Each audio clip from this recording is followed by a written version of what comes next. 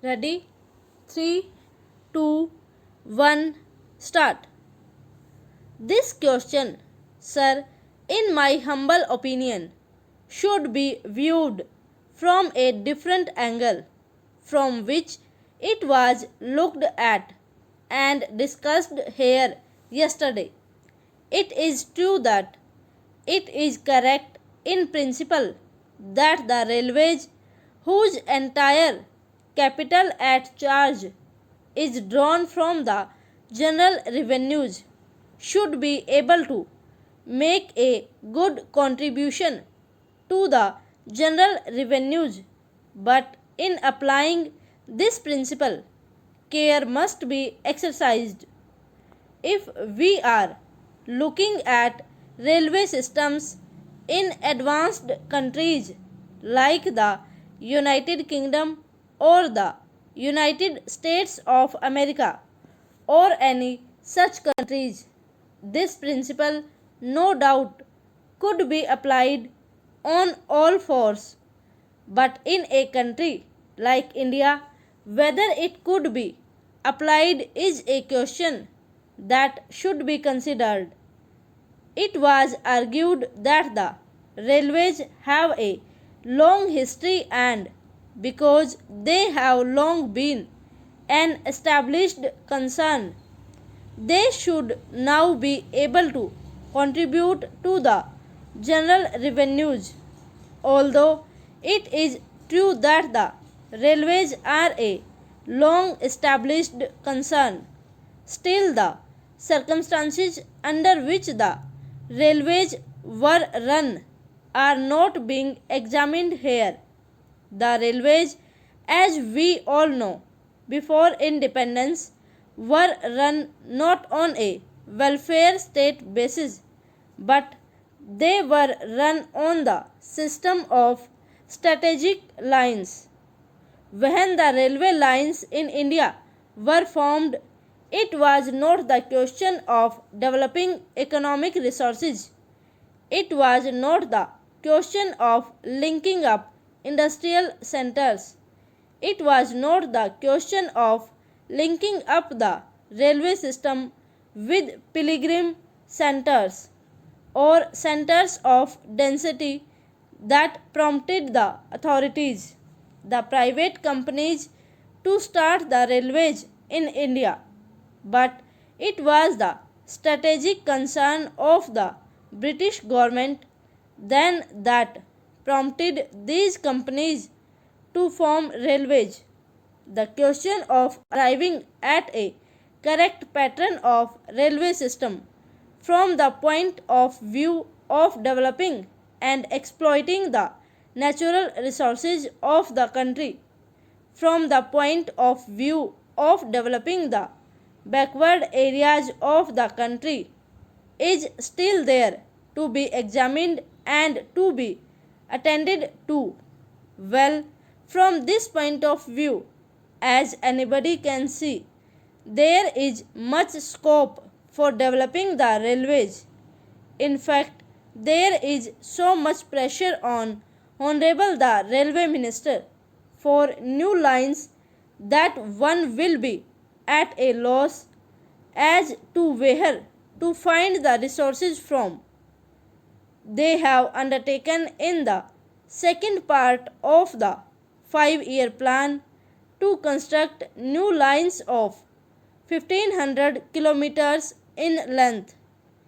In order to have a perfect railway pattern, to be able to exploit and make use of the natural resources of the country to the fullest extent. Although we cannot dismantle the railway lines that we have now, still these lines have to be linked up to fulfill that requisite of exploiting the natural resources. So, my point in bringing out these arguments is to show that the railways have a full development program on their hands and they need funds.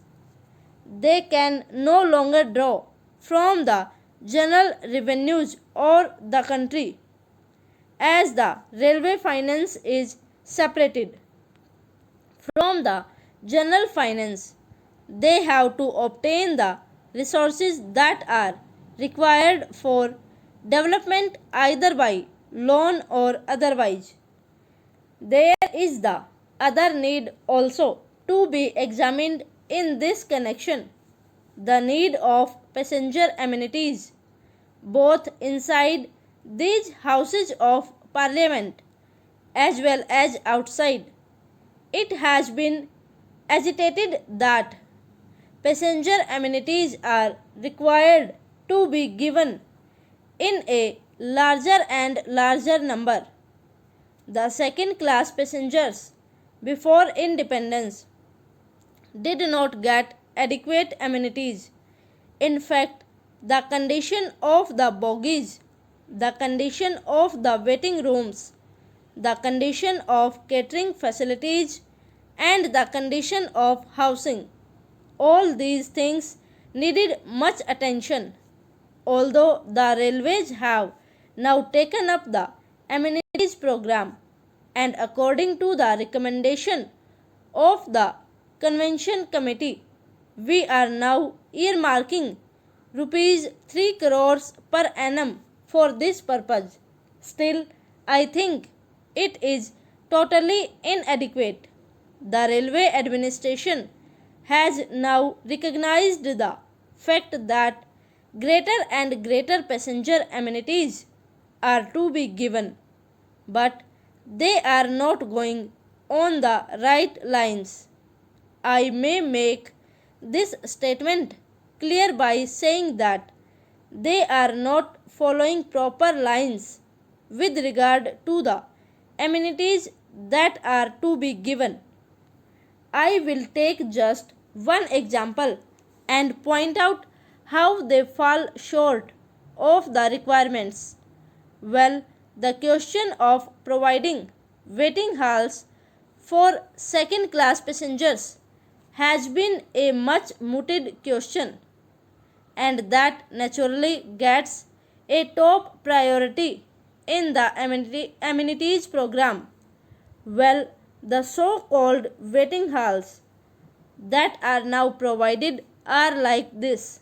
The halls are there. The exit gate from the platform opens into the hall, and the entry gate into the platform opens into the hall, so much so that in fact the hall is only a passage. When people come and go, how can the second class passengers take rest here? That is a question which I have not been able to understand. Secondly, for the passengers who have to wait for a number of hours in these halls, necessary sanitary facilities should be provided. Now, the sanitary arrangements may be inside the platforms where the waiting passengers cannot go, and if they go and commit nuisance outside, the policeman will be there to haul them up and prosecute them under the police regulations for committing nuisance. So, it is not imagined that when passengers are required to wait for 10 hours or 12 hours in these waiting halls, they should have some bathroom facilities as we have for first class or for higher class passengers. That thing has not been visualized. Even for our cattle sheds in our houses, we have doors and windows. But here, for these second class waiting halls, there is neither a door nor a window nor an enclosure. This I say to draw the attention of the authorities to think of these amenities in their proper proportion. Their estimate of the requirements of funds for these amenities is an underestimate. The needs for increasing the amenities are large. Over.